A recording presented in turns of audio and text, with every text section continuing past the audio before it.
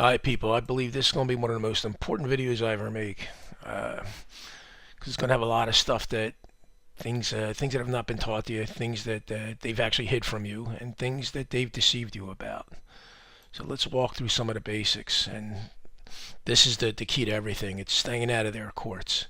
And we're going to go in and explain what I mean by their courts. We have our courts, they have their courts, and we've been led to believe that their courts are our courts, and they're not. Let's go through some of the basics. There's actually two types of courts. There's Article 1 courts that were created by Congress, and these courts were actually created for corporations. Well, any surprise that you have this all-cap name, this trust set up in your name that you're unaware of? And is how they're dealing with you. They're pulling you into their Article 1 courts, and they're doing it through that all-cap name.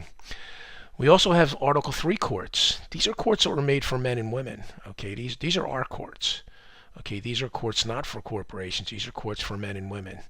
So when we can drag them from here over to here through affidavits, they can't survive. Okay, that's the power of the affidavits. Is you're dragging a fiction over into reality. This is a made-up court. This is make-believe over here. Article 1 court make-believe. This is reality, okay? This is where man versus man or woman versus woman or, vice versa. Doesn't matter. So these are courts of make-believe. These are courts of reality. Now, these Article 1 courts, these are inferior courts with no jurisdiction, okay? And that's the actual term. They're called inferior courts. An inferior court can only gain jurisdiction through the sufficiency of the pleadings. And the pleadings, what I'm talking about, is the claim or the complaint that's submitted by either a man or an attorney. They're called pleadings, basically. That's the term for them. Even though I sort of don't like that term because I don't like to plead for anything. So I call them claims, basically. For men make claims and attorneys make complaints. Okay. So the attorney's complaints are called pleadings. So it stands to reason if the pleadings of the attorney, who's usually the architect of this whole thing, who's filing this stuff against you, if his pleadings are insufficient, then it deprives the court of jurisdiction. And jurisdiction is real important. And I know it's a term you've heard, and a lot of people probably don't really know what exactly it means. They know it sort of means some kind of control, but they don't know what the exact elements are. So we're going to go over that now. For a court to hear any matter, it's got to have both personal jurisdiction and it's got to have subject matter jurisdiction. And let's talk about personal jurisdiction real quick. There's a couple elements to personal jurisdiction. One, the court that wants to have you in there, they have to issue process. It means they have to do everything right and issue process to you. Now, once they issue process, the other party, the attorney, whoever's bringing this against you, they must serve that process to you. That's called process of service, okay? Unless these two elements exist, if the court doesn't issue process properly and it's not served you properly, that'll deprive the court of personal jurisdiction, okay? So remember, courts have to have both personal and subject matter jurisdiction to hear a matter. So if either one of these two elements are missed or done wrong, this court doesn't have personal jurisdiction in the matter. Subject matter jurisdiction. This they try and make a little murky. Like you hear courts say, well, we have subject matter jurisdiction to hear that matter. Yeah, they may be able to hear that type of matter, but they might not be able to hear your matter, okay? Your matter is different from them. Like if they say, well, we could hear this kind of matter, doesn't mean they can hear your matter. In order for them to be able to hear your matter, to get subject matter jurisdiction, and it's actually, and I've seen it in Pennsylvania cases, basically it'll state a party, it'll state that if a cause of action, which is the reason to bring the case, is created through a statute, which all this stuff is created through statutes, driving code, all this stuff, tax code, it's all created through statutes. If a cause of action is created through a statute, there must be a party with standing in the matter. And standing means a party that's actually had a right violated or has been damaged or harmed in some way. So unless there's a party with standing in the matter, this court can't have subject matter jurisdiction. Well, take a look at all the paperwork that's being sent to you, whether it's a traffic ticket, a tax bill, whatever they're trying to get you in court for. It's always in the name of a corporate fiction, isn't it? Commonwealth of Pennsylvania, Borough of Ridley Park, Township of Aston. These are corporate fictions. Can you damage a fiction? Can you damage a corporate fiction? Can you damage Mickey Mouse or Donald Duck? No, you can't damage Mickey Mouse or Donald Duck. So there's never a party with standing over here. Okay, so we know that there's no subject matter jurisdiction. So in every matter that they're bringing against you when it's in the name of a fiction, they have neither personal jurisdiction because you're not getting service of process. You're generally getting a letter in the mail from the court. That's not service of process. That's why we have process servers. People that do that for a job, they go out and serve people. Knock on your door, Mr. So-and-so. Here's a copy of the complaint. Here's the copy of the summons. You've been served. Okay? So basically, you don't get personal jurisdiction through mailing somebody something. I can't initiate a case against somebody, and I got to have them served. I just can't drop a letter in the mail and throw a stamp on it and say, oh, you've been served. It's not how it works. Okay, so that deprives the court of personal jurisdiction. Unless somebody knocked on your door and handed you process of service, that court doesn't have personal jurisdiction in the matter. And unless there's a real man or woman named on the paperwork you have that's claiming a violation of a right, or that you've damaged or harmed them in some way, that court doesn't have subject matter jurisdiction.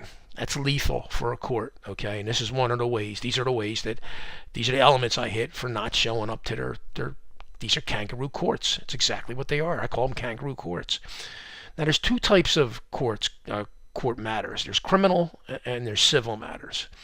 And a lot of times they do blend over into each other, and we'll talk about that. But for criminal, you must have a corpus delicti. Corpus delicti, it's Latin. It means body of the crime. It's a term for Western jurisprudence referring to the principle that a crime must be proved to have occurred before a person can be convicted of committing that crime. Now, a crime is violating somebody's rights or damaging or harming somebody, another man or woman. Like I said, you can't damage or harm a fiction. And fictions don't have rights. The Commonwealth of Pennsylvania has 0 rights. Mickey Mouse has 0 rights. Donald Duck has 0 rights. And the Commonwealth of Pennsylvania, they have 0 rights. Okay? So there can never, if it's a criminal matter and they're listing the Commonwealth of Pennsylvania as the plaintiff, well, that that's fraud. Basically, there's no corpus delicti in the matter. There's no image, no damaged or no damaged party here. So right there, right away, they don't have jurisdiction. And look, they're moving through fraud. They're trying to claim that a corporate fiction has been damaged or harmed. So now their paperwork starts to fall apart, and we're going to address that later. Let's look at civil. Civil usually has to do with contracts and agreements between two parties. Okay, well, somebody breaches a contract. Somebody doesn't do what they were supposed to do in an agreement between two people. All right, that does not, like it. Civil matters do not involve the police. Okay, police should not be involved in a civil matter at any time. Civil matters are between private parties. They handle civil matters. So think of civil as a matter where there's no overt crime that's been committed against a man or woman, and the matter generally involves commerce between the parties. Now, a matter may start out as civil and can quickly develop into a criminal matter. Case in point, my sewer authority case. Took me a while to figure out how they were doing what they were doing. This started as a civil matter. An attorney, a pettifogger shyster attorney, and it took me a while to figure this out, he forged a counterfeit lien and filed it into the case. And then he filed for, it's called like a writ of cera facie, based off of his counterfeit lien. So he compounded the problem. He filed a counterfeit document into a proceeding and then filed for something else based off of that counterfeit document. And then he did one illegal criminal thing after another. So that civil matter has now turned into a criminal matter, which I'm about to walk him down the path now. And the funny thing is early on in this matter, I had both the judge and the attorney. They were basically belittling me. Okay, Judge would ask me, where did you go to school, Mr. Fajola, for law? Where did you learn law, Mr. Fajola? And gee, I'm hitting him with basic things when I'm objecting to this attorney over here, pettifogger shyster attorney, who's got no personal knowledge of any matter. He's letting the guy talk. And, sir, objection. He's got no personal knowledge per your own rules, Rule 602. He's not a witness. He can't testify. I'm going to need him put under oath if he's going to testify. And I would get these little responses. Where'd you go to law school, Mr. Fajola? So, like I said, civil matters turn into criminal matters. So Mr. Judge and Mr. Attorney, now here's the funny thing with Mr. Attorney. Mr. Attorney got yanked off the case about a month ago. His own case. They yanked him off of there. Because I start walking him down this criminal matter road. I said, hey, Mr. Judge, you're an officer of the court. You have a duty and obligation that when crimes are reported to you, you got to take action, sir.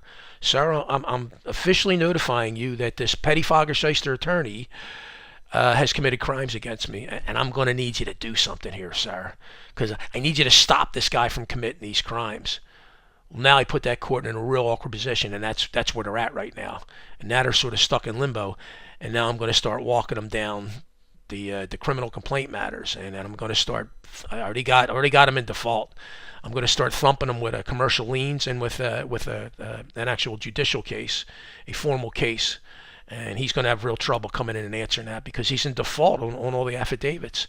So I'm going to file against him. I'm going to file. I'll pick. There's a ton of cause of actions I can bring him in under, and I'm going to attach my unrebutted affidavits to it. And he's got a problem because he had a chance to answer and he didn't answer. So, and you got to remember, listen, this is a thing they've really turned on its head, and it got people confused. If somebody's accusing you of something, don't you dare defend yourself by giving excuses, okay? The burden of proof is always on the accuser. You let the accuser make their case. You don't try and prove that you're not guilty.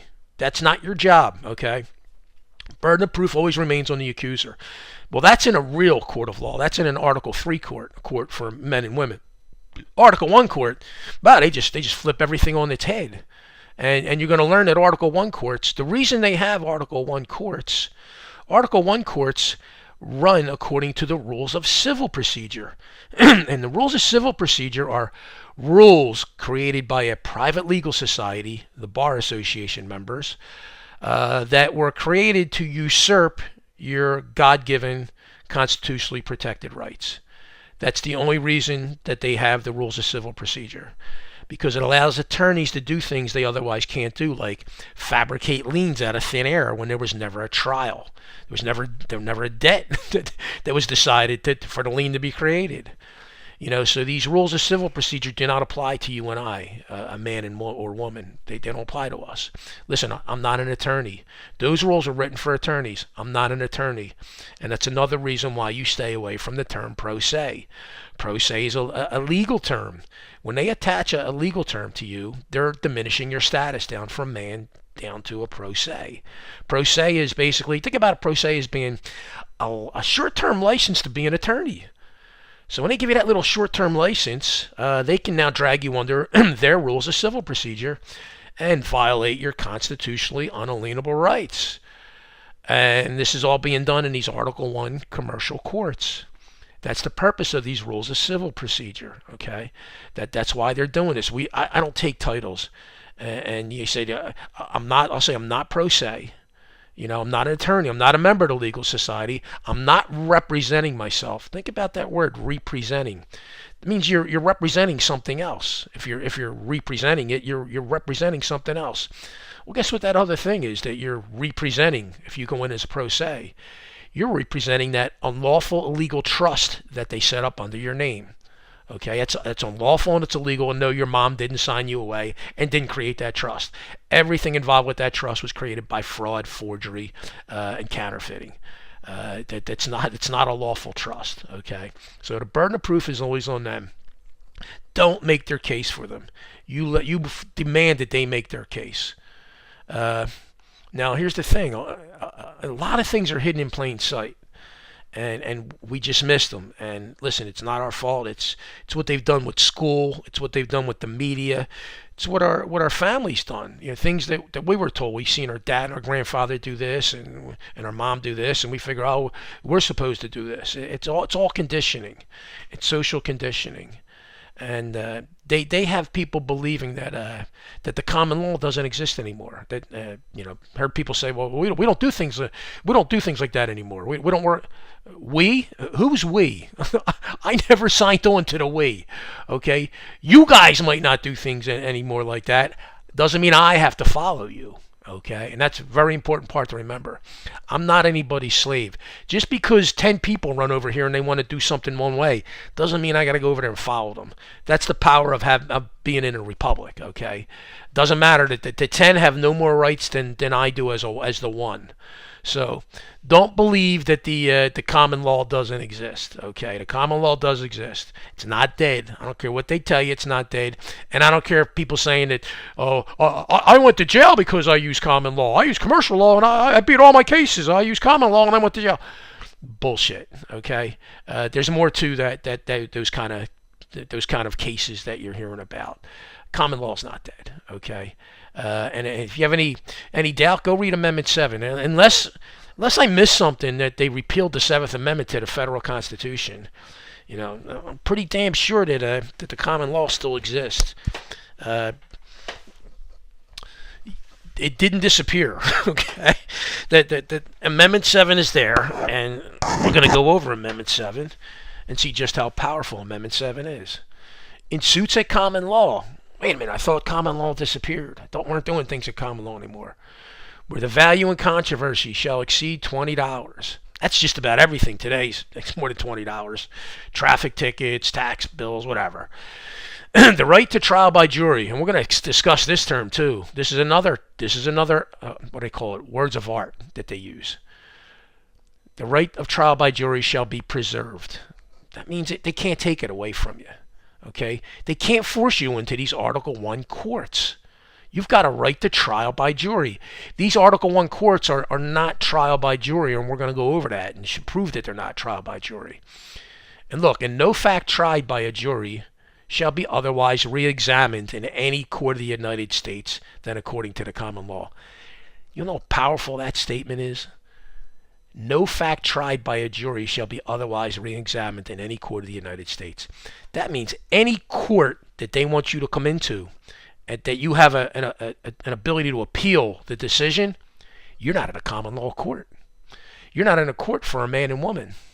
You're in an Article 1 court. If you're in any court where you can do an appeal, you're in a commercial Article 1 court. You're in their court. Okay? You're not in a common law court. So why would you want to do that to yourself? Why would you want to disadvantage yourself like that? And that's what happens when you show up to these courts, in these kangaroo courts of theirs. So we're going to go over the power of this statement too when we get into courts of record. And so think about Amendment 7 has to do with, think about civil law. We're talking about contract law. This is what Amendment 7 has to do with. Okay, it's civil law, corporate law. Amendment 6 has to do with, this is criminal law.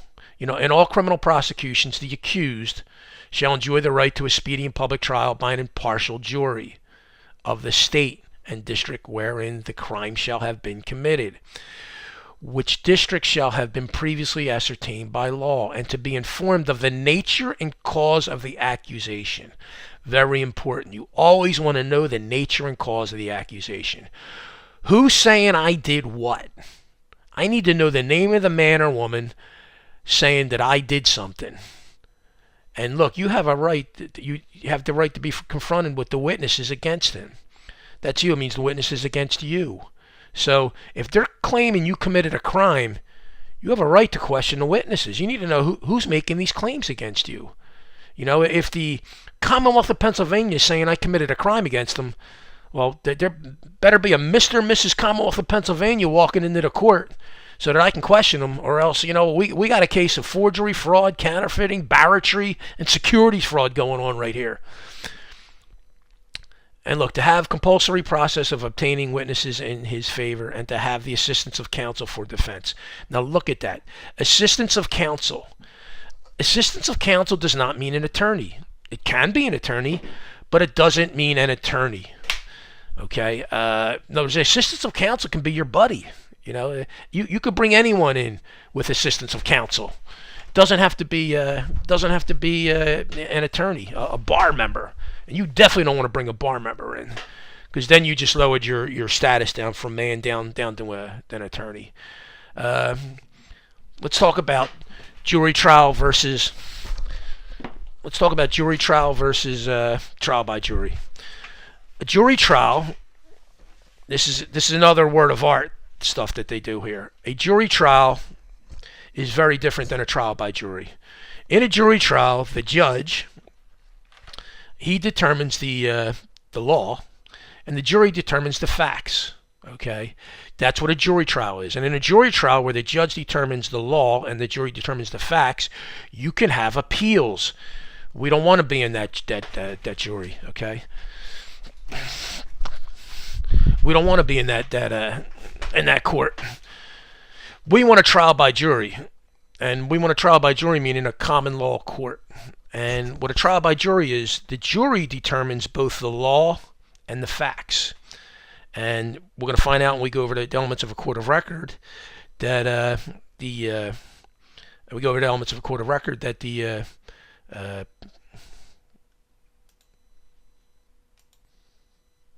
sorry about that, had a interruption with the dogs. So we're going over jury trial versus trial by jury. Trial by jury, I said the judge is separate from the jury. The judge doesn't get to make decisions and give orders. Everything's done by the jury. The jury determines both the law and the facts. And that's where we want to be. We don't want this guy determining the law, because he could attach anything to you. You want the people, one of the people deciding, what the law and the facts are. Because you've heard of jury nullification. Well, if they're bringing something dumb against you, the jury can nullify it. They can just say, well, we think that's a stupid law. We're going to determine that. That's why they want to keep you in a jury trial, because the judge will never do that. The judge won't throw out the law. But in a trial by jury, where the jury determines both the law and the facts, well, they can determine basically, hey, you know what? We just think it's a stupid law. We're not going to convict this guy on this. This is dumb. So this is why they use trial. They use jury trial. They try and hide the trial by jury from you. So that's the big difference between the two. Think about this as common law, and think about this as an Article 1 court. This is their court. This is an Article 3 court. All right. The key to staying out of the courts. Now, my state, I'm lucky. I just happen to have a state that they come out and they just admit it. Look at every court of Pennsylvania shall be a court of record with all the qualities and incidents of a court of record at common law. Every court of Pennsylvania. Look at that word, every. Not some, not maybe, not, well, traffic courts don't count and this tax court don't count. No, every court of Pennsylvania. Look, it says not every court of the Commonwealth of Pennsylvania. It says every court of Pennsylvania shall be a court of record. Very important. With all the qualities and incidents of a court of record at common law. And we're going to go over what these actually are. Let's look at the common law. What is the common law? The common law is that which derives its force and authority from the universal consent and immemorial practice of the people. We are the people. The men and women are the people. The judges are not the people. The attorneys are not the people. The government is not the people. They're separate entities. We are the people. Universal consent and immemorial practice of the people. And look, it has never received the sanction of the legislature. Well, the legislature can't sanction the common law. Okay? It'd be ridiculous for them to claim that they could. They don't get to determine. The people created the government. Okay? The people own the government. The legislature is part of the government. That which gets created cannot control the creator. So we don't need the sanction. That's like saying I created this slave to do something for me, this robot, and the robot's now I need his sanction to tell me it's valid. That's why it's ridiculous to say that it has never received the sanction. Well, it can't be sanctioned by the legislature. They can't sanction something. They don't have the power to do that. They can't sanction anything with the common law by an express act, which is the criterion by which it is distinguished from the statute law. Oh, which it is distinguished from the statute law. So common law is different than statute law. Statutes are created by governing bodies, most notably the Congress, okay? So statutes are congressional edicts. They're not really laws, okay? And look, it has never been reduced to writing. So the common law is not written down on a piece of paper. It's common sense. Don't harm your neighbor, the golden rule. Don't bring harm or damage to somebody else, okay? It's pretty simple. So it's not written down in writing, but I'm pretty sure when you get these mass citations and traffic citations, they're all written down on a piece of paper, aren't they? So, so that's not common law. If I get something in the mail and they're saying I did this, like registration sticker expired, I was speeding, that's all written down statutes. That can't be common law stuff. So if that's not common law, geez, I must be in an Article 1 court. This is not an Article 3 court. Now look, just bang this in your head. Article 1 courts are not courts of record. And we'll go over what a court of record is. Courts of record are your friend. Okay, this is where your safety comes from. The common law courts of record. Think of a court of record when you're a court of record. That's a common law Article 3 court with qualities and incidents, which means elements. And we're going to go over those elements and the power of them. A judicial tribunal having attributes and exercising functions independently of the person of the magistrate designated generally to hold it. What this means is the judge and the jury are separate. The judge is the magistrate, okay? The tribunal is the jury. They're separate entities, two totally separate entities. They have different functions, okay? That's what you want. Proceeds according to the course of the common law. We just talked about common law. Proceeds according to the course of common law. Is common law written down? No, it just said it. It's not written down. It's not statutes. So that code violation they're saying I created in that document they mailed me, well, gee, that's a statute. Then that means that's not common law court. I don't want to go to that court. I'm going to stay in this court. Its acts and proceedings are enrolled for perpetual memorial. Now, this doesn't just mean recording the like videotape and or audio recording the hearing. A little more to this. Yeah, it does sort of mean that, but it really means that documents are recorded. So that if I file an affidavit into a case, it goes on that court record. Okay, there's a court record created, and my affidavit's on that court record.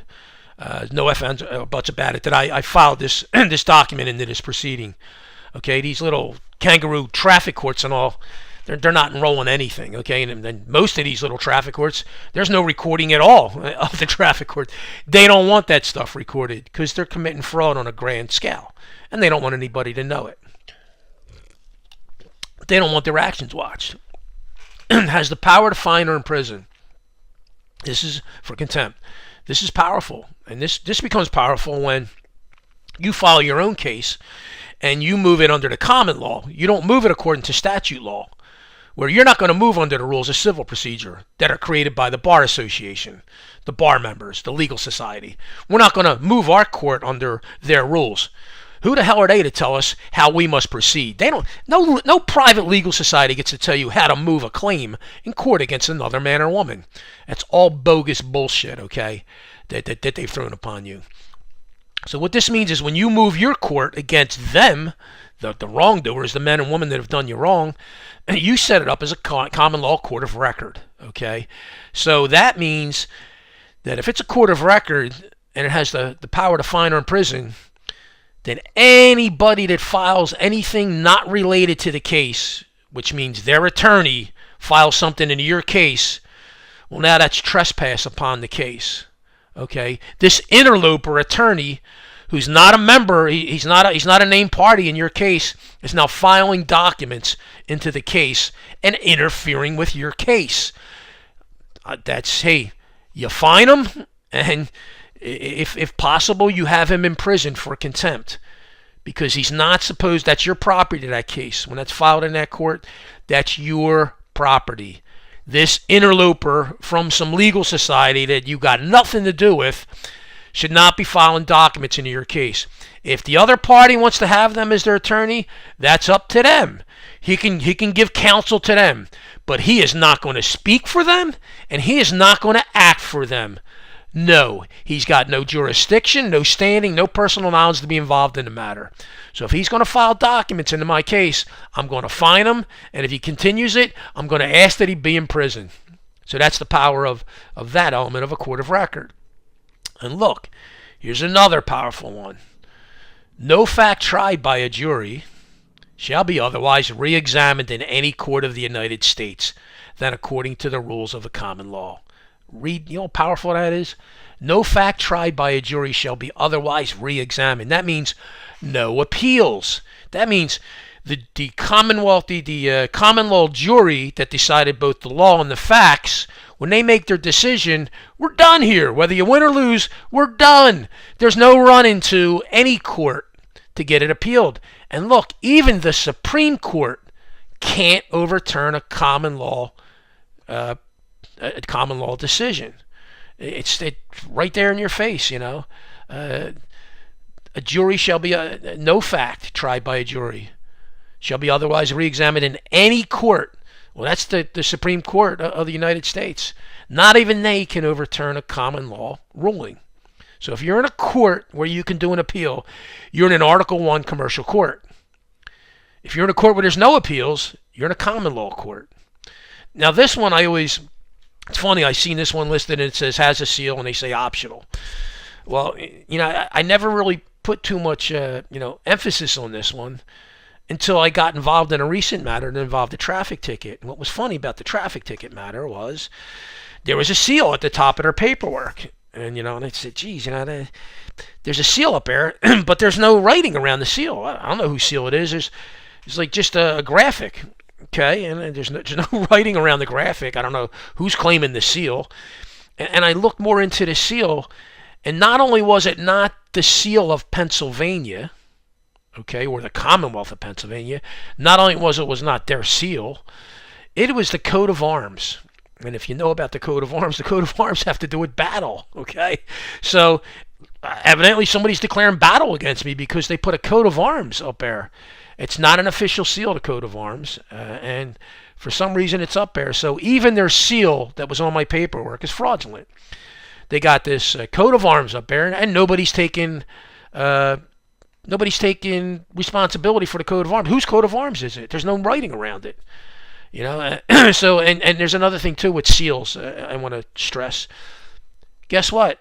When there's a seal on that document, further proof that you're not dealing with the common law, you're dealing with an Article I entity, an Article I court, because we don't have nobility in the United States of America. We don't have nobility.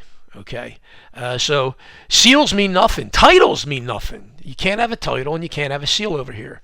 So Mr. Judge, or the Honorable Judge, or Mr. Pettifogger Shyster Attorney, who loves to call himself Esquire, they're titles. They're meaningless titles. If he wants to call himself Esquire, he might as well call himself Drag Queen or Prom Queen, because it has the same force in law as Esquire. So I refer to them as Prom Queen or Dress Queen or Drag Queen. And there's no difference between that title and Esquire. So him putting that next to his name means absolutely nothing. And then putting a seal on your document that they sent you, their document that they sent you, has absolutely no force in law. Seal does not give anybody authority. Just because somebody slapped a seal on a document doesn't give them authority over you. They're ridiculous claims. So if the court that they are requesting you to make an appearance at does not meet these above elements of a court of record, and there's neither probable cause of a crime or verified claim before the court, and the court that the entity coming at you is a corporate fiction listed as your adversary, I'm not appearing at that court, okay? And Listen, if I appear in that court, we already know that this is not a court of record. These Article 1 courts, these traffic courts, tax courts, these are not Article 1 courts. These are not Article 3 courts. These are Article 1 courts. If I appeared in that Article 1 court, their court, I'd be waiving numerous constitutionally protected rights. And I've actually seen a video of people, arguing with the judge saying, well, you don't have jurisdiction over me. And I've heard the judge say to him, well, you're here. What's that tell you? By you walking in to that proceeding, you pretty much stated that they must have jurisdiction over you. So that's one of the reasons why, listen, I'm not waiving constitutionally protected secured rights. And most notably, when I walk in that court, I'm waiving, depending on whether it's a criminal or civil matter, I'm waiving my 6th Amendment or 7th Amendment. I'm sorry, I'm not doing that. Not only am I be waiving constitutionally protected rights, I'd actively be participating in crimes that have been committed against me. It's sort of like me getting raped and them asking me to participate in the rape. Okay, hey, come on to our place. Let us rape you some more. No, I'm not going to participate in that. Okay, you're committing crimes against me. I'm sorry.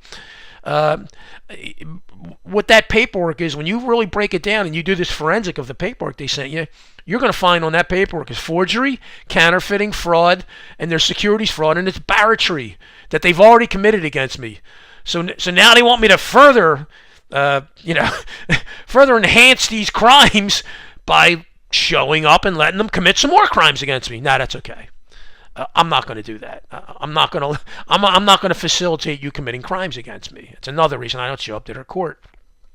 So the people ask, okay, what's your response? What should I do? You've got to decide this yourself. Listen, you got to decide when you're going to stand up to the bully. Like Ryan said, he hit his breaking point in that video, and I hit my breaking point too. I've had enough. You got to have the courage to step forward and say, I'm going to be a man or I'm going to be a woman, and you got to walk the walk and talk the talk. So people ask me, okay, well, what do you do to stay out of this? How do I stop the cops from just coming by and picking me up? Well, there's some key things you could do with paperwork that cause a lot of problems for them. First thing I'm going to do when I get that paperwork in the mail from them, that document, remember I said, if it's not service of process, where a process server knocked on the door and gave me service of process, this is an Article 1 court, and I guarantee that document that they mailed to me, there's fraud all throughout that document. So first thing I'm going to do, I'm going to file a nice little mail fraud complaint with the United States Postal Service. And if you go watch my mail fraud complaint, my mail fraud video, you'll see the couple of statutes I hit. 2 of them have 20-year sentences, and I think one has a 5-year sentence. So there's total, not that anyone's going to get that, but a little disconcerting when somebody files a mail fraud complaint against you and you're technically facing 45 years of jail time. And listen, there's fraud all throughout that document. There's no ifs, ands, or buts about it being fraud. And that should scare the hell out of them. And a lot of them just don't know what they're doing. These are button pushers that are sending things out because people tell them to send them out. The people that do understand what's going on are the attorneys, the puppet masters behind them. So first thing I'm going to do, I'm going to take whoever sent me that document and I'm going to report it as mail fraud. Then I'm going to go through my standard routine. I'm going to file an affidavit of status, which is up on the site. You can download mine. It takes you, like Ryan said, it takes 5 minutes to create your own. Do an affidavit of status. I'm going to file on here. I'm going to file an affidavit of fact in this matter. I'm going to file a notice of claim against them. Hey, you people are violating my rights here.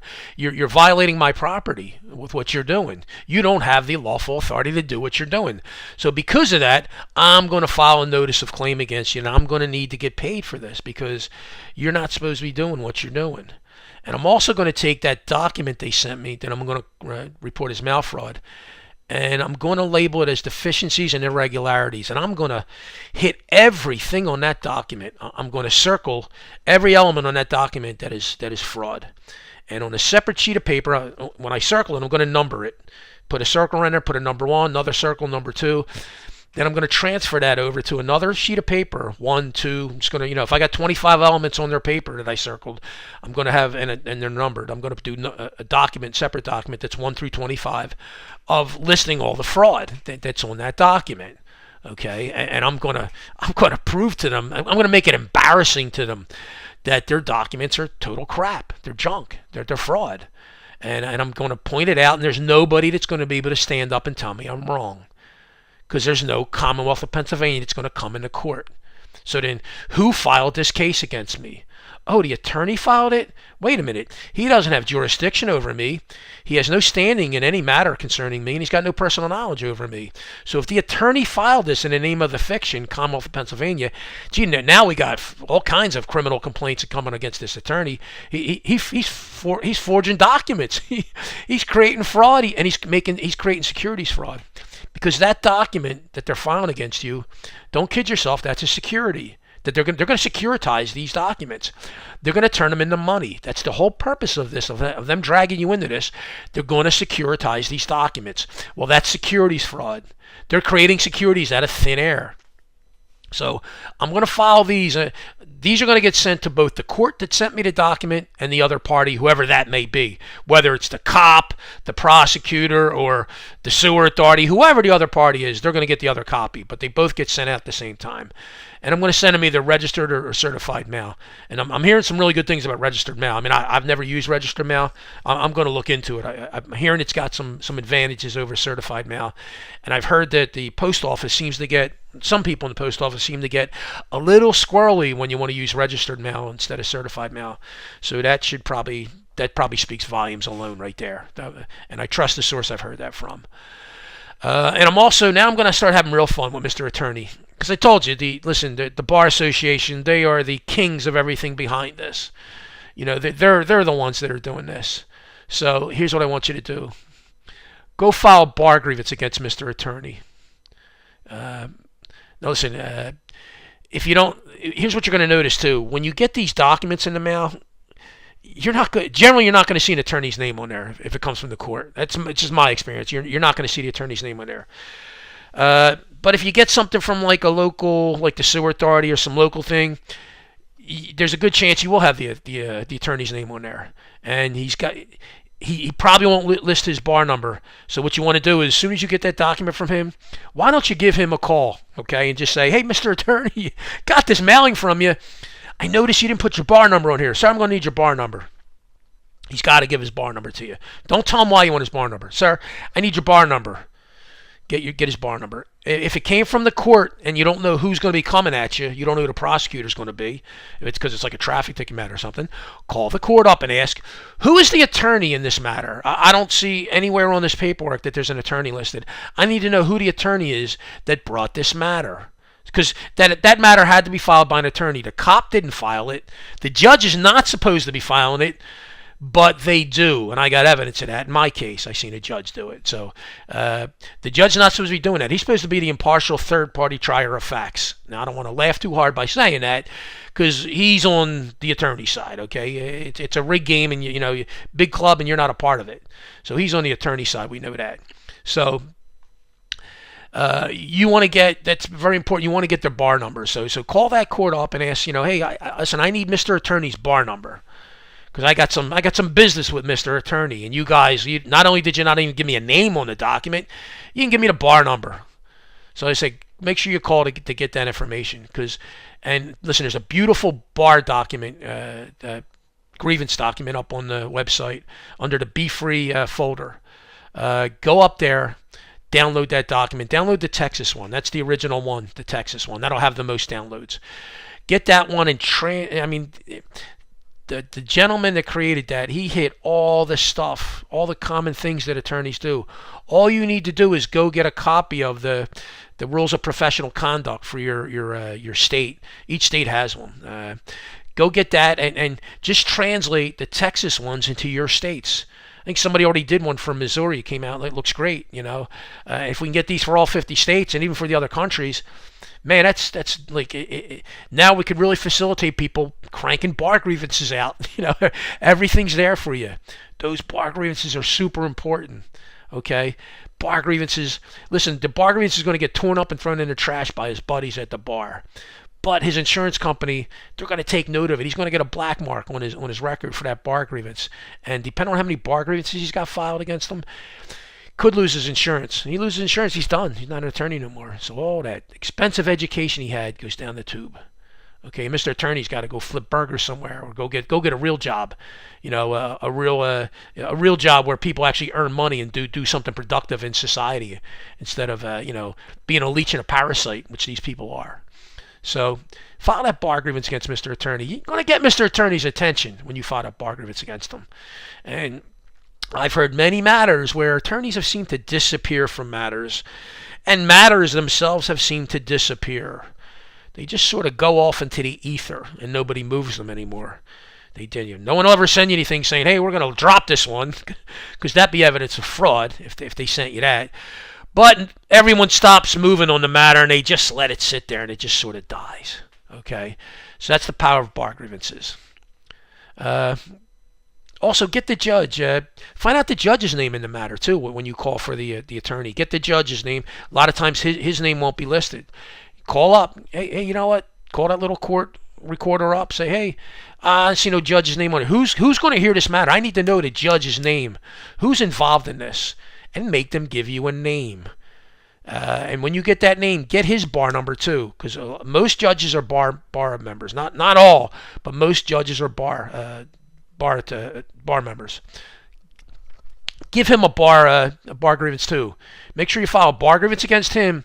And you also want to file a judicial complaint against the judge. Very important. File the judicial complaint also. And those judicial complaints come under the canons for the state. Look up canons, judicial canons. There's like 7 or 8 of them, whatever, depending on your state. These are the canons that they're supposed to follow. And you're probably going to get about 3, maybe 4 out of there that's going to relate to what the judge is doing. And set it up just like the bar complaint you would be. Basically, you do the same thing with the judicial complaint. It's the same thing, just a different form. And use your own form. You can create your own form. And there's certain elements that have to be on there. You can download their forms and match them up, or I don't care. You could use their forms if you want. The only thing I would do is anything on there that I don't agree to on their form, I would cross out. In other words, if there's something on there that's sort of trying to gain jurisdiction or move you into some kind of jurisdiction, just cross it out. That you don't agree to that. So make sure you bar grieve both the attorney and the judge, and file a judicial complaint against the judge. Now, once I do that, listen, that's my appearance there, okay? And someone was confused about this too. Listen, when I file this paperwork I just went over, I'm not filing into that case. I'm not addressing that. Nowhere on my paperwork will you file. They're going to give you a docket number of whatever the case is. I don't use that on my paperwork anywhere. That's their make-believe land. I don't put that anywhere on my paper. Okay, not going to happen. I'll attach their paper, which is going to be their notice of deficiencies and irregularities. That'll get attached, so they'll know exactly which matter I'm addressing, but I'm not giving their matter any validity, okay? My paper is doing my speaking for me. And listen, if I'm using affidavits, I'm pretty sure that Mr. Attorney can't come after me. Mr. Judge can't come after me. And the alleged plaintiff is a corporate fiction, and I know that Mr. Commonwealth of Pennsylvania or Mrs. Commonwealth of Pennsylvania, you're not walking through that door. It's not going to happen. Okay, so I'm going to stand on my paperwork, and I'm going to challenge them to come arrest me. Come get me, because now we're going to blow this whole thing up and expose the fraud. Because now we're going to have to deal with my affidavits, okay? And now we're going to have to deal with... It's sort of real messy for them, because if I've already filed bar grievances against them and I filed a judicial complaint against the judge, anything they do to me after that is sort of retaliation, okay? It really looks like retaliation. And remember, I haven't even gotten to the other stuff, Listen, they started this fight. That's how I look at it. They're the ones started the fight. They don't get to tell me how I must fight them back, and that's what I laugh when I look at the back of these traffic citations or these these tax tickets for sewer authority, whatever. You look on the back and it says, "Here's your rights." Like they think your rights come from the back of their document. Here's your rights. Here's what you can and can't do. And like Ryan said, if they're giving you a set number of options, they're probably all bad options, okay? I'm going to choose an option that's not on their list. And this is my option I chose. I'm going to file my affidavits and my notice of claim and my bar grievance and my judicial complaint. They don't like my option. Tough shit. You know what? You guys started the fight. You don't like the way I fight? Don't fight me. get out of the fight. That's all I can tell you. You don't like the way I fight because I'm just starting here. This is just my opening salvo. I haven't brought out the big guns yet, and I know I'm going to start rattling them just with what I filed. I'm going to rattle them. And you want to see evidence of that? Let's see. On a dumb little traffic ticket that went away for 4 months because I filed an affidavit into the case, some dirtball scumbag a judge called Andrew Goldberg.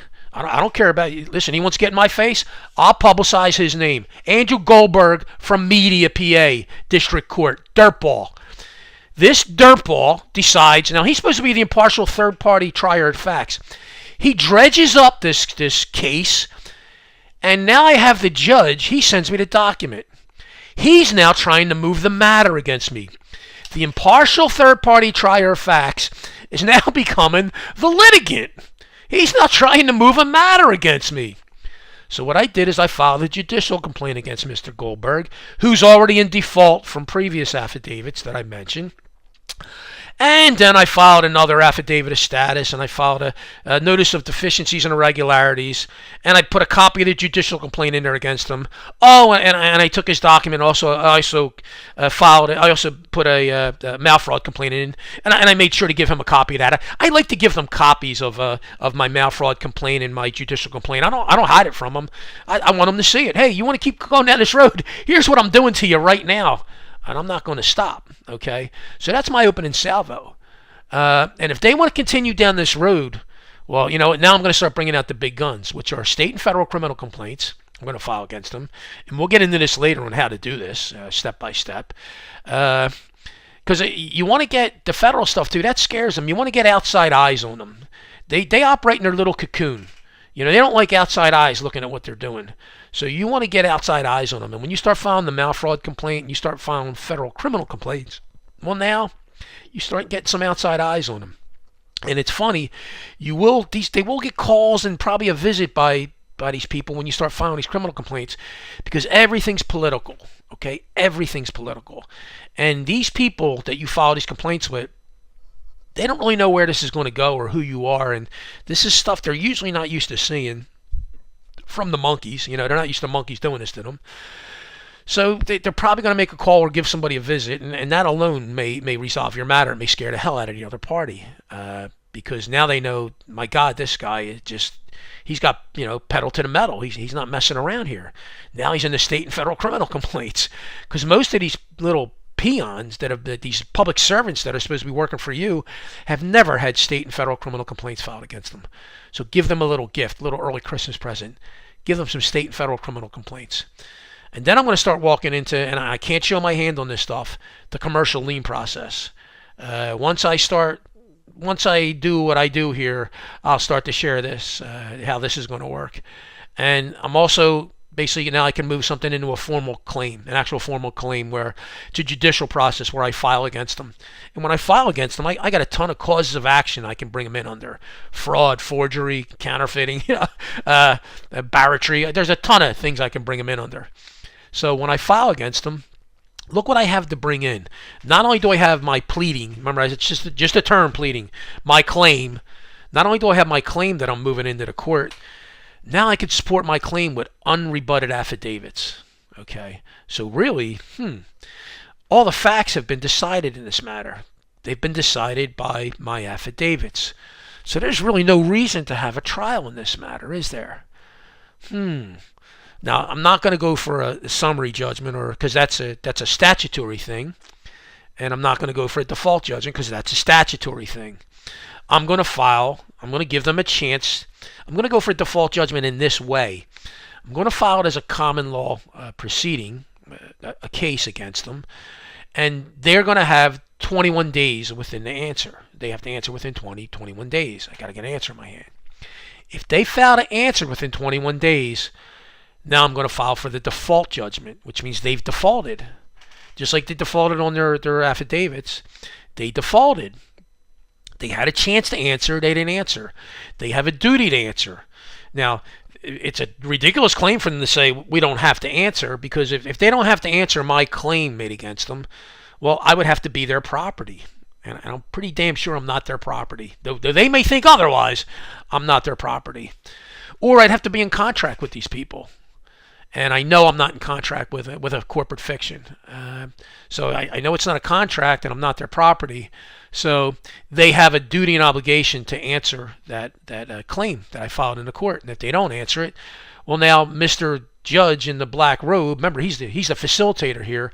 He's the referee. I'm going to ask for a common law jury when I set my judicial process up, and they're going to determine both the law and the facts. And all I need Mr. Judge to do is to be the referee. Hey, Mr. Referee, here are the rules. The other side had a chance to answer. It's 21 days. They didn't answer. Here, Mr. Referee, I need you to give me my default judgment and give me everything that I asked for, because they defaulted.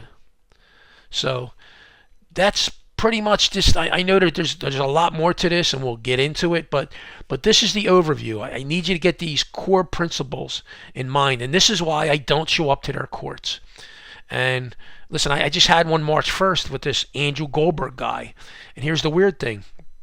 Not only did I not show up, I haven't gotten no visits from no police.